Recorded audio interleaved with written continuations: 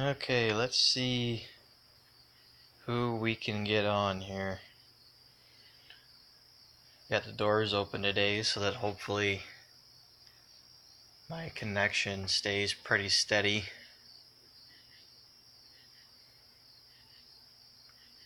Once we get a few people in here, I'll go ahead and begin updating everybody on this,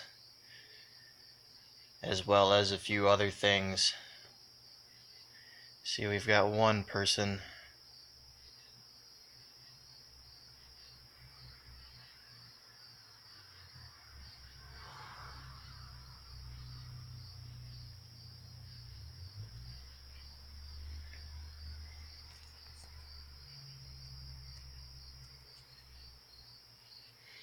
I'll probably give it 2 or 3 minutes and let people get in.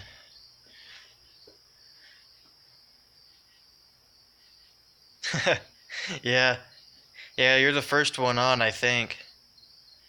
I haven't figured out how to tell who all is on, but it says there's only one on right now.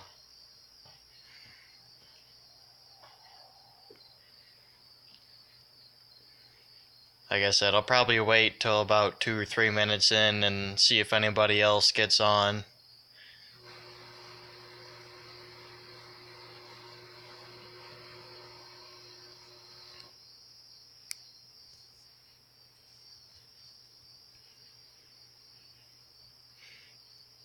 And I'm holding the phone vertically. I wonder if I can... Nope, it won't let me do that. As I started it this way. Oh well. Maybe like an old school potato video vertical.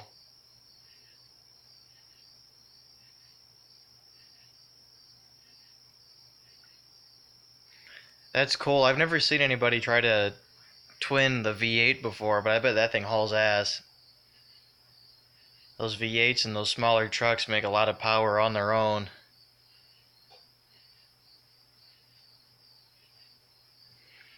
'95, so that's the last year for OBD1 as well. Those don't get quite as angry about boost as the OBD2 stuff does.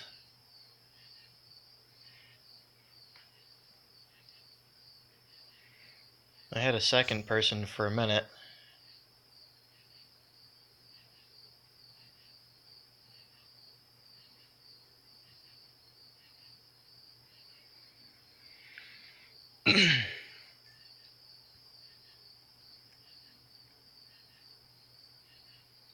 Well, I guess I'll go ahead and start talking about this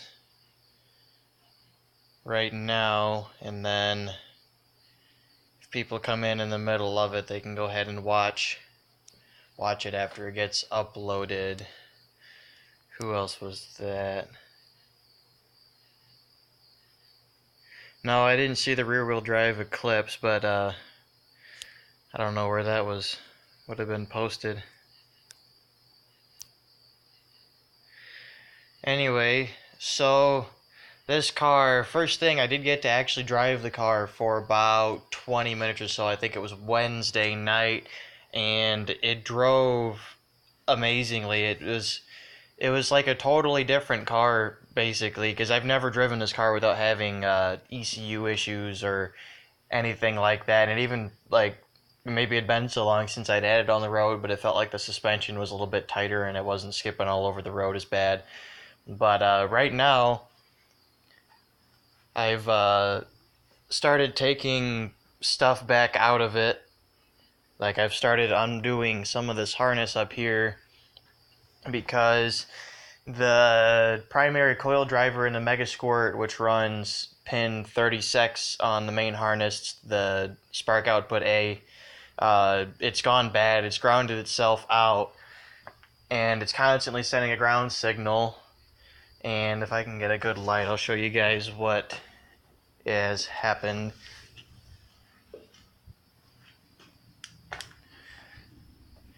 This it keeps burning up these coil packs up top because it's constantly sending a signal to fire. It never stops. Like, if I go and plug an LED light into the signal wire or something, it's constantly on, even when the ECU's turned off. So somehow the ignition coil driver has shorted itself out to another ground somewhere, and at this point I can't drive the car, and I've been going back and forth with DIY Auto Tunes customer support, and it sounds like I'll probably end up having to send it in to get that coil driver repaired or replaced or whatever. And I'm still having issues with the with my coolant temp sender as well. And I found out because on the MS tuner it would constantly read 180 degrees for coolant temp, even if I had the sensor unplugged from up here. So I've gone through and checked for any shorts in my own wiring and couldn't find anything. So it sounds like there was something screwy with that as well. So there could be just one thing in particular wrong that caused both of those to go bad. But I've got the Megasquirt pulled out. It's actually in the house right now. And I went through it, and you can see there's the wire right there that runs that spark output A, and if I were to bring the ECU back out here and plug it in, that would have constant ground coming out of it, which is not good. That just basically destroys my coil packs. But prior to that happening, the car was driving really, really well. I did get it on video. I had the GoPro mounted up on my passenger seat, and I had it aiming out the window so you could see me driving it, and then I also had the laptop sitting up in the passenger seat so you could watch everything that the MS tuner was doing. Really cool. I was getting pretty familiar with all of the stuff in MS Tuner and getting pretty good at tuning it. Had the idle almost perfect at about the time that it decided to take a poo on me. So hopefully in the next couple of weeks I can get that the Megasquirt solved. It's the weekend, so I can't get a hold of DIY Auto Tune at the moment. So I'll have to wait till sometime on Monday to get a hold of them and see if I'm just going to have to send the Megasquirt in for repair or if there's anything else that I can do. They had me look at the transistors and make sure that the heatsink wasn't grounding itself out on anything, or that like the mica insulator wasn't grounding itself out on anything, and I didn't see anything abnormal there at all. And it's because my Megasquirt was modified to have the second driver put in, but ironically enough, it wasn't the extra coil driver that's put in that caused issues. It was the one that comes in the Megasquirt standard that's causing problems, which is a little bit more unusual. Usually it would be the one that you had modified and installed that causes issues. But that's basically where I'm at. So right now, I don't know if I'm going to start on it tonight or wait till during the week or something, but I'm going to go and I'm going to pull my harness all the way back out, and I'm going to run it differently from how I did before. I'm going to take it and run it through the hole up in the firewall where my shifter cables come through. That'll give me a little bit more wire to run, and it'll have a little bit more slack in the wire, and it'll be a little bit closer to where I actually had them running rather than coming from clear over there on the passenger side over.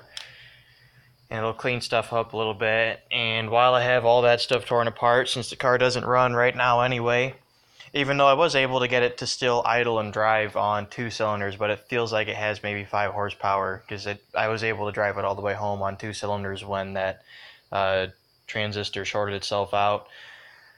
But I'm going to go through and I'm going to start pulling a bunch of wires out of the old main harness that no longer run to anything. You can still see some of the old main harness way back in there, maybe. Yeah, there's some of it all the way back there. I'm going to start pulling a bunch of it through and try to clean that up a little bit. I'm going to go and finally remove this cruise control crap, and I don't know what this relay is. I'm going to look into that because I might be able to remove that as well. And I'm just going to clean up some of my power, like 12-volt wiring that I did, and try to run it differently. Because it worked great the way it was, but I would like to clean it up while I have a chance. If the car was running and driving right now, I wouldn't even worry about it. But since the car is pretty much bricked at this point, I'll go ahead and tidy a few more things up while I have time. and then not have to worry about it ever again, and then eventually be able to get the car to run and drive again. So that's where I'm at with it. I wanted to give you guys an update just so you didn't think that everything totally failed or flopped on me. Everything was going great until the coil driver went out and decided to start burning coil packs. And that's the third coil pack I've had on there. And I completely fried the first one I had in there, plugged another one in, popped it immediately. I don't know if I totally destroyed that one or not. This one appears to still function, even though it does have that giant crack on it. So I'm going to try to run this one for now, like once I get the Megasquirt back or whatever, once we have the issue fixed.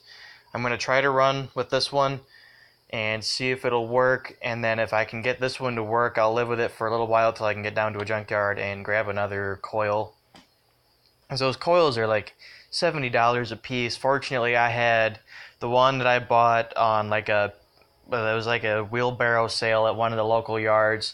Had another one I bought months and months ago when I was originally trying to troubleshoot with the old stock ECU, and then I have this one, which was the old stock one that I used to have. I ended up putting a different one on because I wanted to use the later style plug for the coil pack, which is far more common than this one, because this being a 95, I believe 95 was the only year to have this style plug on it, which just has this little pull tab on top of it. And the other ones have a slightly different plug. It's got like two little rails that run on top of it and stuff. So I wanted to use a newer style, but I rewired it with that one so that I could test it some more, and it looks like I'll probably end up switching back to the newer style when I do get it fixed, but for now, I just want to see if I can get it to run once I get the Megasquirt situation figured out. But, we've only... somebody left. I don't know if I can tell who all is on here or not. It probably lets me, and I'm just not smart enough to figure it out. So as far as the videos on this, I have 3 videos. I'm processing the first one right now as we speak. So my computer's pretty much tied up. I can't do anything, and I got bored and decided to do a live stream real quick just to update you guys on everything. But it looks like I want to try to get all 3 videos edited and done before I start uploading them. So hopefully part 1 will be uploaded by this coming Friday, so less than a week. But I don't like setting schedules for myself because I never ever meet my own schedules if I do. But hopefully by next weekend I'll have at least the first part out, and then once you guys see the first part, just know that the other 2 parts are ready to go. And I basically broke it down into the initial tear down, removing all the stock stuff, and then getting everything wired and getting to do the initial startup, and then tightening everything up and taking it for its first drive. What's up, Jamal? I think you were here for the last one. I was just giving everybody an update on the situation with the car right now. I got to run and drive it until my one coil driver took a poo on me, basically, so the car is kind of a brick right now. It can't run or drive, even though if I plug the Megasquirt in, I can run it on 2 cylinders, but it's not very happy and has no power, and I don't know if it'll harm anything or not. So I just haven't been driving it. So I've just been tearing it back apart. I'm going to go and redo a bunch of my wiring and stuff because I made some mistakes the first time around that I want to try and fix and change this whole setup. I'm going to try to make this live stream pretty short, I think. Yeah, it's basically, I'm hoping to have part 1 of this up by next Friday. I don't know if you were in already when I said that part or not, but next Friday is when I'm looking to have this uploaded, or well, the first part of it uploaded. I've been going back and forth with DIY Auto Tunes customer support, and they've been trying to help me troubleshoot the ECU, and I've gone clear back and checked all my wiring and stuff, and it's for sure an issue within the ECU somewhere, so I'm likely gonna have to send it back in and get it repaired, which kind of sucks, but oh well. It'll give me a chance to go in here and do a bunch more stuff while the car isn't running.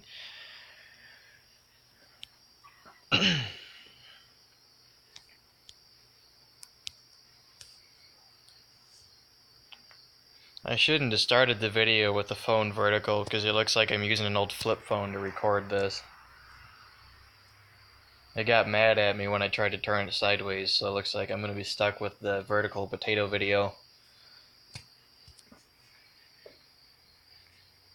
Yeah, the rust is pretty bad. That's one of the next things on my list here, but I've been waiting to get a good spot to actually work on the car at. So, which hopefully in the next couple weeks I'll have that situation sorted out. But yeah, I've got to get this repaired. I have the steel for it. It's actually sitting at a friend's house. I had some leftover stuff from when I did the golf that I was going to do this with. This side's not quite as bad. It doesn't have a giant hole going all the way through. The other side has a giant hole. But I guess it's typical. I don't know if I could break this off or not. Yeah. Crunchy.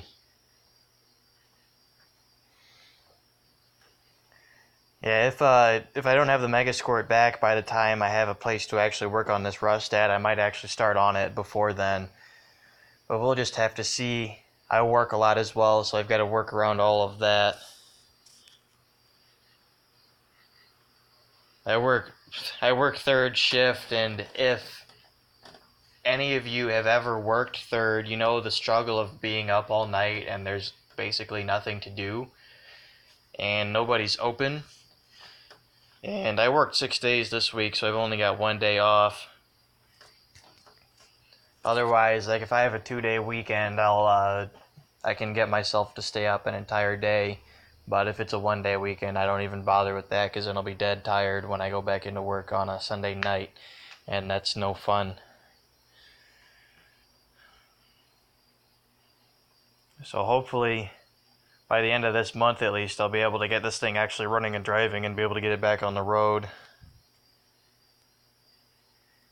I mean, I like third shift. I working on third shift. I've always been on that. But there's some things about it that just really suck. And this is probably the biggest one, is that either you force yourself to stay up an entire, 24 plus hours, so you're up all day, or you just sleep all day and miss everything during the week. Fortunately for me, most of my friends also work either second or third shift, so we're able to make things work most of the time because we work similar schedules, but even then, it still throws stuff off pretty bad, especially on my weekends off. I'll usually sleep without an alarm, so I'll end up sleeping like I did today till about 11 o'clock, and then you wake up and the day is pretty much over and there's nothing to do. But oh well. I don't know if I'm going to start working on this thing tonight or not. I don't really feel like doing much today. I'm editing the videos right now, so we'll see. I've got to go and tear a whole bunch of stuff apart again, and I'm not really looking forward to it. And I think I might wait until I have an intake manifold gasket, and I'll just go pull the entire intake manifold off and get it completely out of the way, because it's like a Honda intake manifold. It just sits in the way of everything towards the firewall. Like if you've ever worked on a Honda, you know what I'm talking about, where the intake is like right up against the firewall and you can't even reach. My buddy had a CRV, and his oil filter is underneath of the intake manifold, and with it being four-wheel drive, there's like stuff up in the way, and it's just a pain in the ass to reach everything.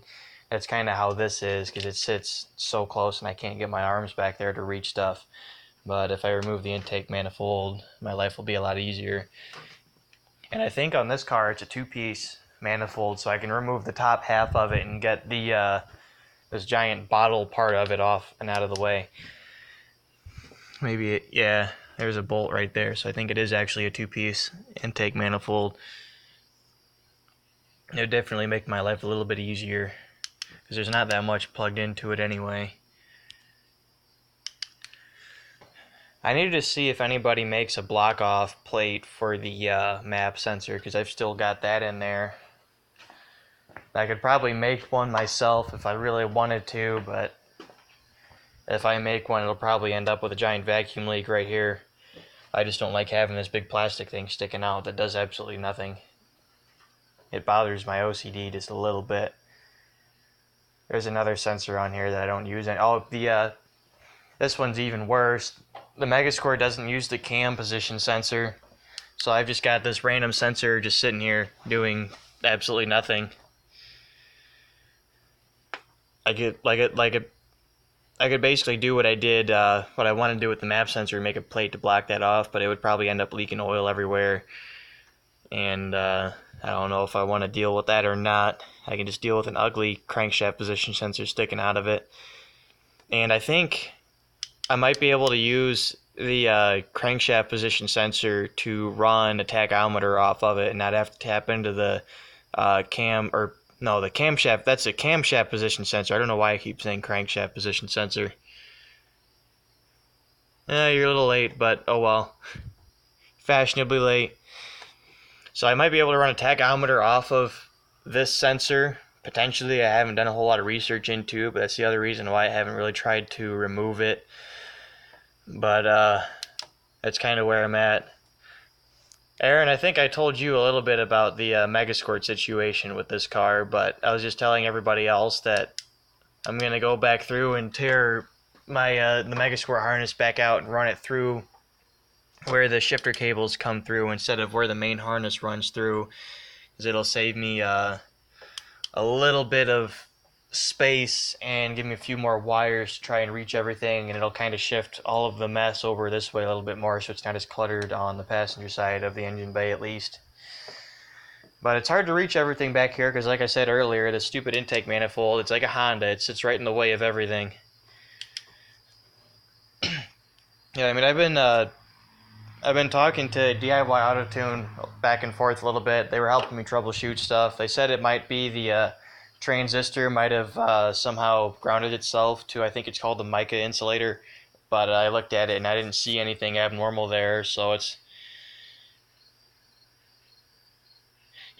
should fit through that hole better than the one that I put it through, because this one, the hole that I used is the same spot where the factory main harness runs through. I've got the seat all the way up, but yeah, the Megasquirt's not in the car at all right now. It's pulled apart, and I went and I tore apart the plug for the 36-pin harness to look at it. Didn't find anything wrong there at all. And I'm still having issues. I don't think I've told anybody about it except for earlier in this live stream, but I'm still having issues with my temperature sensor because it reads 180 degrees even with no sensor plugged in. But this is where I ran the Megasquirt harness through, and it comes up here and then runs straight up to the top where the cowl is at. But if I go and I run through that hole right there where that yellow wire goes, I'll have way more room to fit it through that hole, and then I won't have wires scattered all over the place and teeing off out of this harness, which I think will clean this up just a little bit more. And I'm hoping that I can get this harness to run underneath of my center console rather than off the side by the passenger seat, just to reduce the odds of anybody kicking it or whatever. And I think it'll be a little bit safer if I were to do that. But the center console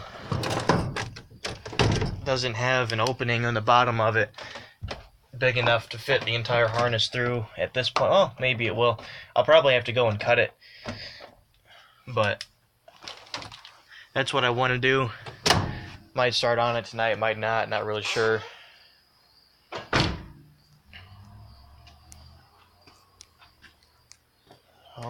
I can't get it to there, and now it opened the comments back up.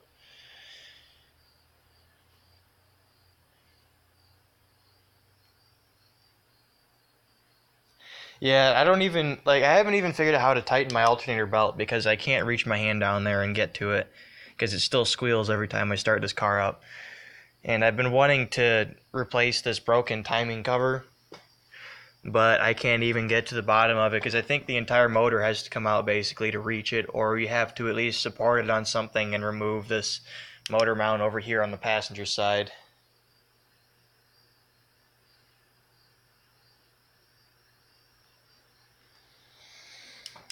Yeah, the alternator's really, really annoying, and I think this alternator's going out as well, which isn't that good, because if I turn my fans on or something, it almost makes the engine stall out. It even did that before I did the Megasquirt.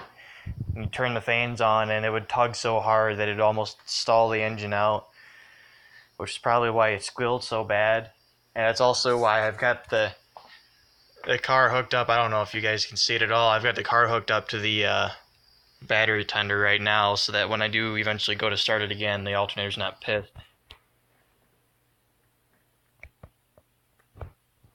Yeah, I don't even think my car has a splash cover on it anymore, because I think previous owners removed it for more low.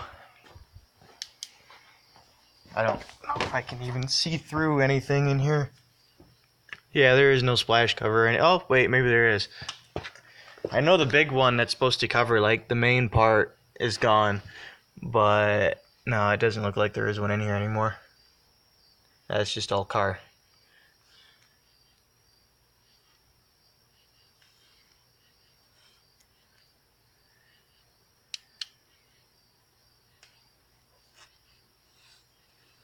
Yeah, my car already doesn't have a power steering pump on it anyway, so I've got that part of it done. AC and power steering are completely gone.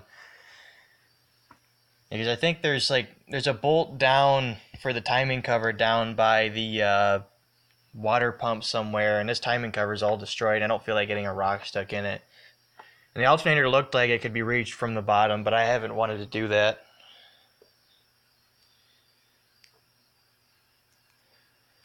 That's just not something that I'm looking forward to doing.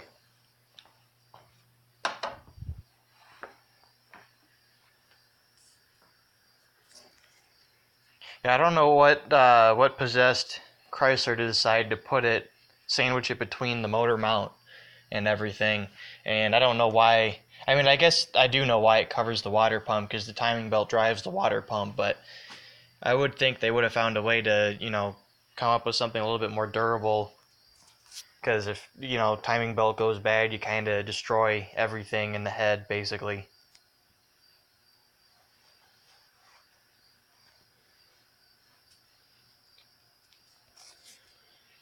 Nothing wrong with being late. I got more people on this late at night than I expected, really, but I figured since it's a Saturday night, some people would be up and watching, so.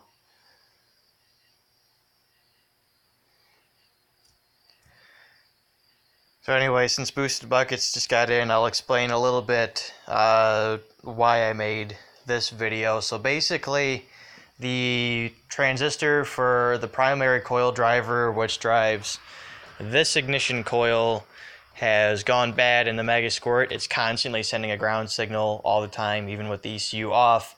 And it does this, overheats the coils, burns them up, cracks, smokes, stuff, fun stuff.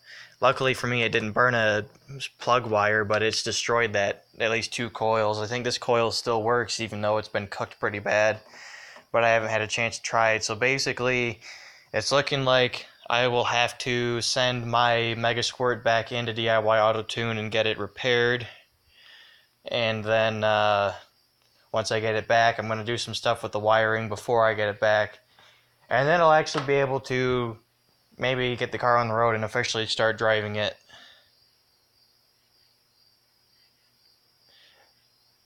See you, man.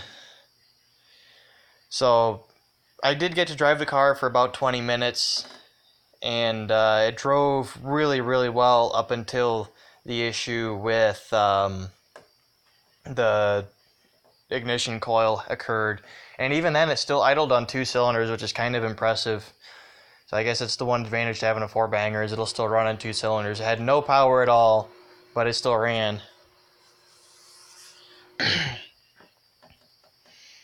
So that's basically where I'm at with this project. I can't really get any further. Can't drive it at the moment. I could if I wanted to drive it on 2 cylinders, but I'm pretty sure it wouldn't be very happy about that.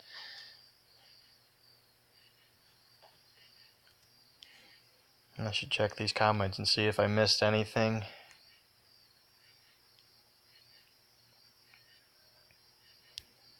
I missed what Jamal said about the carpet. What seats are you getting for that? I went and I removed all my carpet because it was so nasty and I just didn't want to touch anything because it was like the entire interior on this car was previous owner's ashtray, personal ashtray. And it's taken me months to get the smell out of it, which is why I have Chrysler Sebring seats in here, which have their own musty smell, but they don't smell like cigarette butts and ball sweat, so I'll take that.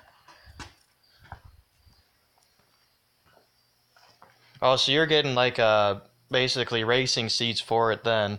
You getting fixed back or adjustable?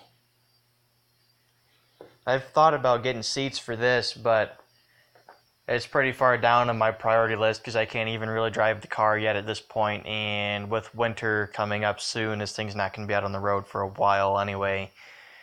So I'm not, haven't done too much looking into it. Adjustable, okay.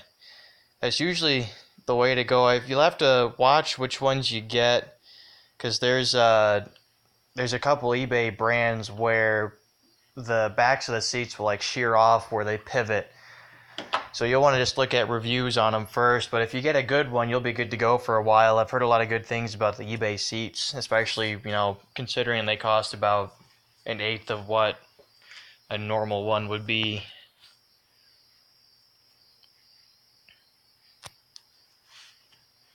Yeah, I'll check that link on those later. Maybe that's something I'll want to look into. It says red stitch. I may even look good in my car if I decide to get them.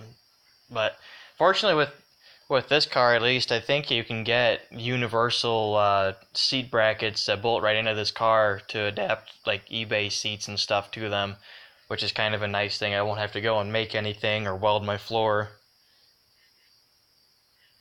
Yeah, the smell in this, that's basically how I always described the old smell in this car, was it was cigarette butts and testicle sweat. And it used to be so bad. I mean, I've mentioned that when I pulled the old driver's seat out, I found about 100 cigarette butts in the carpet. I continue to find them stuck in my center console. And before I went and cleaned my windows, there was that yellow haze that you get if somebody smokes inside the car with the windows up. But it was like, I swear that stuff was like an inch thick. It was so nasty. It was all over the windshield, the side windows and stuff. It was like I had yellow window tint. It was so nasty. And just cleaning the windows helped with the smell a little bit, but sometimes, like, if it's humid out and it's really warm and the car's been sitting out in the sun a lot, I still get the smell, and I think it's still coming from the dash somewhere. There must be some insulation or foam in there somewhere that's trapped the smell. 'Cause that shit just does not go away no matter what you do. It never completely goes, which really sucks. One day, I may just get completely sick of it and rip the entire dash out of this car, but I like having a partial interior at least. Because I probably would have left a full interior in this car if it hadn't been so disgusting.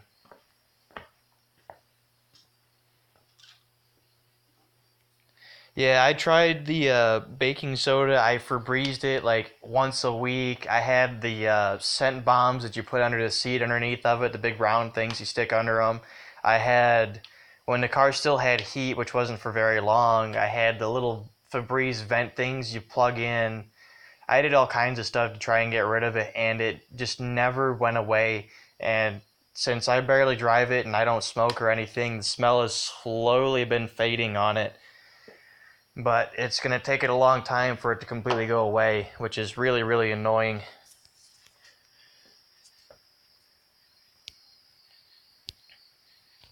Which I guess is why you shouldn't at least throw your old cigarette butts inside your interior when you're done.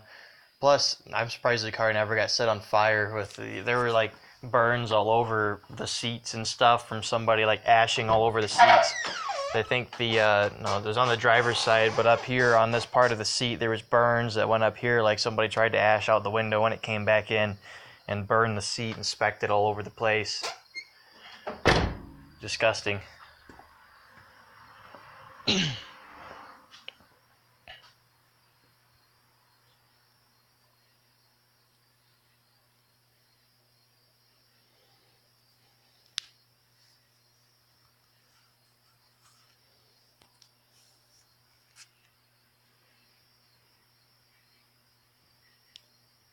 I'm reading the comments, trying to get caught back up here. Oh, so your car's almost ready to go then, isn't it? Boosted Buckets? I can't remember your actual name. I apologize for that.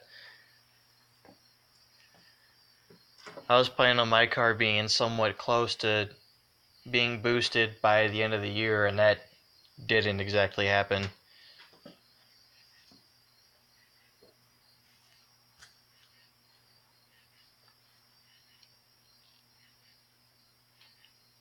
Cummins turbo on a 420A though, what Cummins was it? Because those have pretty big turbos. I think, don't they come with whole sets on them? Or maybe I'm thinking of Power Strokes have whole sets. But they're pretty good sized turbos. Make a lot of boost with it. It'll just take it a good minute to spool up probably. This one, I'm just putting a little tiny T3 from an old Fox body on it. Because I'm not going to be running super high boost on it anyway, so it's not like I need a giant turbo. Have the a little bit more bottom end will be better for it, I think.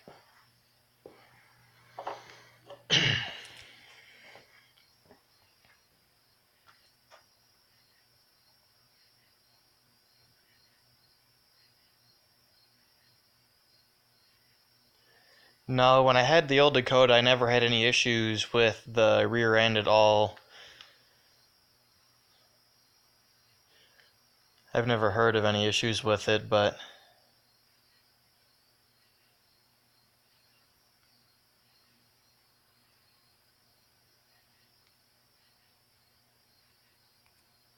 yeah, the E85 has a very distinct smell. There was a guy it was at one of the restaurants up here, and I was behind him in the drive-thru, and he had it was a newer Chevy, I think, and I could swear I could smell E85 coming out of it, because some of those have flex fuel and they can run the stuff. No, I never got around to watching Nitro Kid. I haven't really been even watching my regular subscribers lately because I've been so busy working, and then all week I was trying to get this thing done. But I'll try to remember to look at that tonight since I'll have time tonight, because I don't think I'm going to start working on this thing at all today. So.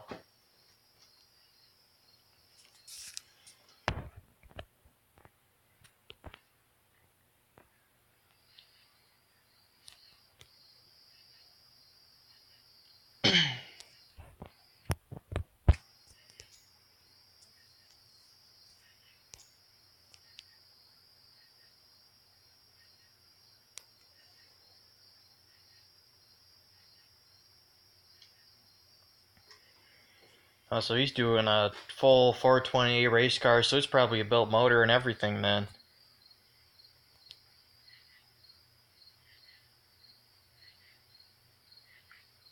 Yeah, I missed it a little bit. The thing was definitely fun. I really wish I'd gotten to finish the entire build because I was pretty close. I was literally like a week or two from getting all the fuel system stuff ordered and being able to make probably about 10 pounds on it and actually make good power out of it. Thing was an absolute blast to drive around, and it broke necks everywhere because the turbo was so loud on that thing. That thing was definitely fun.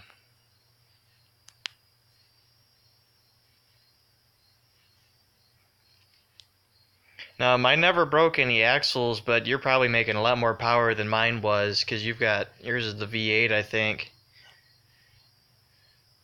But I've never heard of people having issues with them. But if you are, you could try getting the Durango rear end, because that was a 9 1/4 inch rear end, and then you get limited slip to go with it unless it's what you're already running. But those are a lot more durable than I think it's the 8 1/4 that comes in just the regular V6 and V8 Dakotas. And I think, if I remember right, I think they're just a direct bolt-in replacement.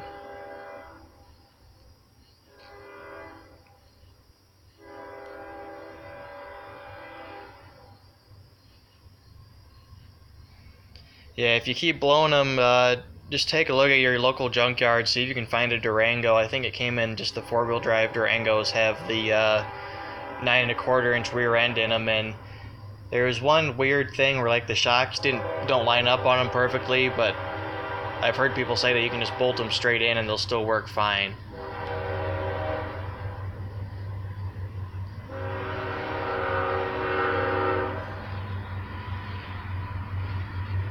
Yeah, that Mustang's going to be cool. You're running turbo V6, aren't you, on that? I think that's what you were running on that. Because that's, those have a 3.8 in them, don't they?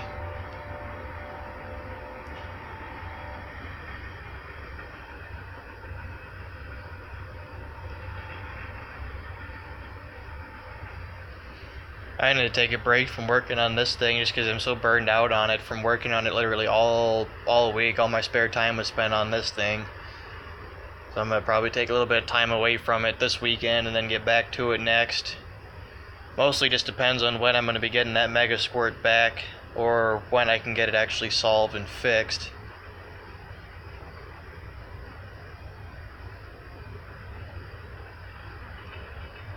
Okay, yeah, because the 3.8 was just still the old push rod, and I think the 3.7 was when they went to overhead cam.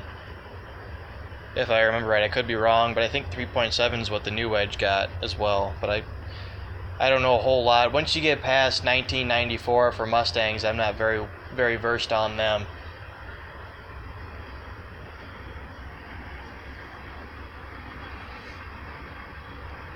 I still kind of want to get another Fox body, but only time will tell. I gotta get this thing done first, and then if I find a good deal on a Fox body, I might jump on it. Those V6s, especially that 3.8, those things are extremely durable. That'll last you a really long time. You might have a harder time killing it than you think. And I think the 3.8's got aluminum heads too, so they'll handle heat just a little bit better than the old steel head would have.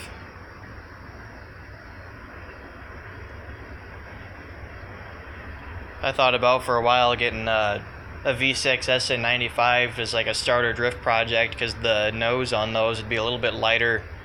Probably have a little bit better weight distribution for a drift car rather than having just a big heavy V8 up front.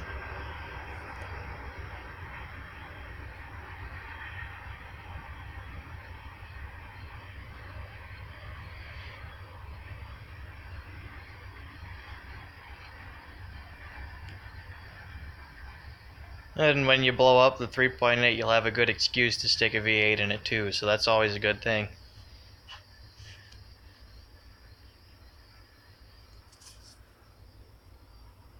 Well, I think I'm going to conclude this live stream here, so be watching towards probably Thursday or Friday this week, maybe a little bit sooner. I'll get the part 1 of the Megasquirt build uploaded so you guys can see that, and then hopefully by maybe Sunday or Monday I'll be able to get the last 2 parts uploaded.